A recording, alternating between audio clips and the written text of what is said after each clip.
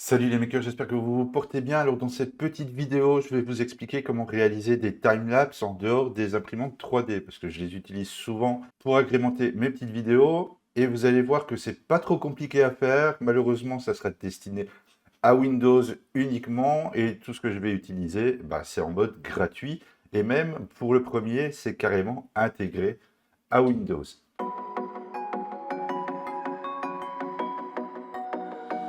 Alors, la première chose dont on va avoir besoin, il est natif dans Windows normalement, mais au cas où, si vous ne l'avez vraiment pas, allez sur Windows Store pour aller le chercher, et c'est l'option caméra. C'est le soft le plus basique qu'on puisse avoir pour la gestion des caméras, des webcams. On va juste devoir faire une petite modif au niveau des paramètres photo.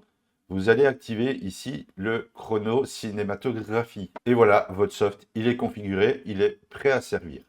Alors, qu'est-ce que c'est que cette option? Eh bien, tout simplement, ici, dans les trois icônes, vous avez l'option retardateur. On peut mettre 2, 5 ou 10 secondes. Et de base, sans l'option activée, eh bien, c'est un simple retardateur. Au bout de 5 secondes, par exemple, il prendra une photo. L'option chrono cinématographie est activée, par contre.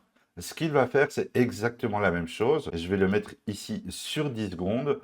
Au bout de 10 secondes, il prendra une photo, mais ça recommencera en boucle. Une fois que vous appuierez ici sur l'obturateur, une première fois va le mettre en route et la seconde fois va l'arrêter. La deuxième étape, évidemment, ici, ça va être de préparer son image dans Lightburn, de placer l'objet sur lequel on veut graver en essayant quand même de le garder un petit peu au centre de l'image. Alors, j'ai regardé, je vais en avoir pour à peu près 1 heure et je pense que si je mets 5 secondes sur le minuteur, ça devrait largement suffire pour avoir un timelapse plutôt sympa. Alors, je vais déjà lancer ici la mise en route des photos et vous allez voir que, vous voyez, il y a le petit rond qui tourne. Et une fois que celui-ci va arriver au bout, hop, il va recommencer. Faites attention aussi que toutes ces photos-là, elles sont prises dans le répertoire par défaut images pellicule. Donc, essayez qu'il n'y ait rien d'autre dedans. Et si vous en faites plusieurs, récupérez toutes les photos, mettez ça dans un dossier à côté et puis vous recommencez ainsi de suite si vous voulez les faire à la chaîne. Donc là, c'est bon, il est lancé. Alors pourquoi j'ai mis en route bien avant la gravure? Tout simplement parce qu'il va falloir quand même 25 images par seconde pour faire la vidéo. Si je lance la gravure tout de suite, ça va aller directement, la tête va commencer à travailler sur la vidéo. C'est pas spécialement beau, donc le fait de laisser passer une dizaine, une vingtaine, du coup le fait de prendre des photos bien à l'avance, ça va nous permettre d'avoir un petit délai avant le démarrage de la gravure en elle-même sur la vidéo. Et il faudra faire ça aussi à la fin. Une fois que votre gravure est terminée, laissez-le tourner encore peut-être 1 minute pour avoir vraiment un beau début et une belle fin sur votre timelapse. Donc là, je suis bon, je vais lancer la gravure et puis je vous retrouve juste après pour faire la suite. Voilà, maintenant que la gravure est terminée, j'ai déjà dans un premier temps séparé les photos, j'en ai fait 2 vite fait. Et on se retrouve donc ici avec une quantité de photos plus ou moins conséquente selon votre projet et on peut voir que du coup, ça représente l'évolution de notre gravure. Alors, pour ceux qui ont déjà fait du time-lapse photo, vous connaissez peut-être ce principe. C'est que normalement, une fois qu'on a ça, il suffit de nous rendre dans un logiciel de vidéo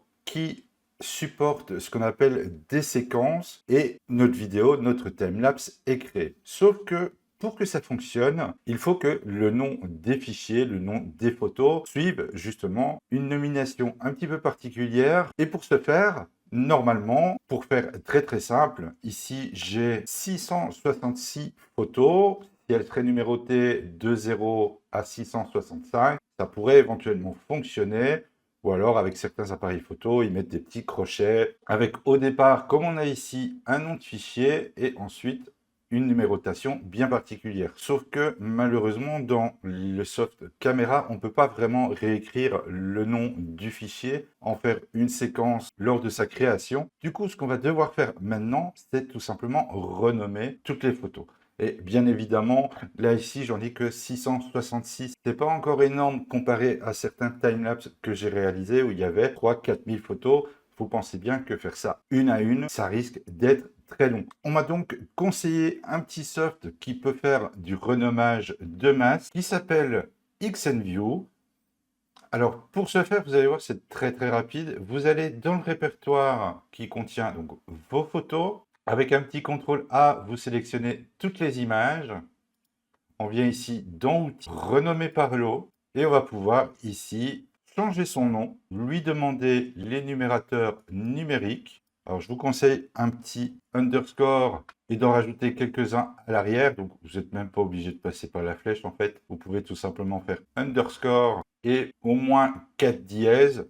Là, normalement, avec 3, ça devrait suffire. On peut voir ici en dessous l'ancien nom et le nouveau qu'il va prendre à côté.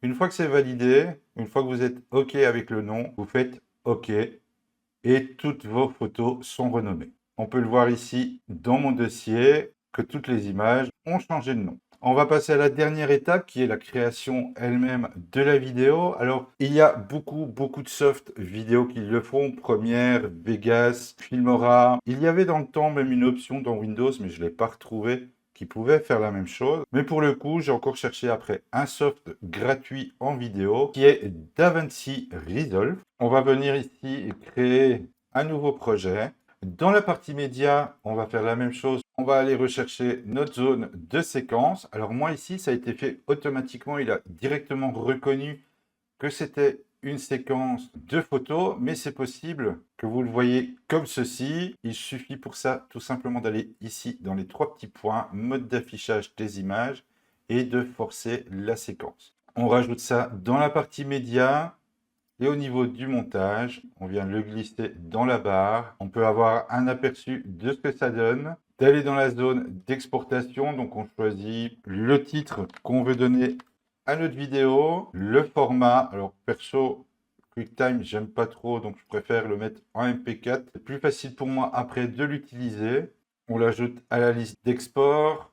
Il va nous demander où on veut l'enregistrer. Je vais faire un peu ça à l'arrache en le mettant directement sur le bureau. Et on peut venir, une fois qu'il est ici dans la liste, cliquer sur tout exporter. Et le timelapse est terminé. Voilà ce que ça donne une fois la vidéo en mode lecture.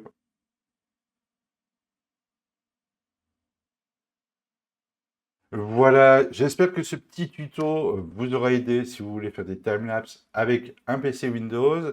N'hésitez pas, si vous avez d'autres questions, de les mettre en commentaire, de vous abonner si vous voulez voir d'autres vidéos, de liker, de commenter, tout ça, tout ça. Je vous laisse avec quelques-uns des exemples que j'ai pu faire grâce à ce principe. Et je vous dis à bientôt dans une prochaine vidéo.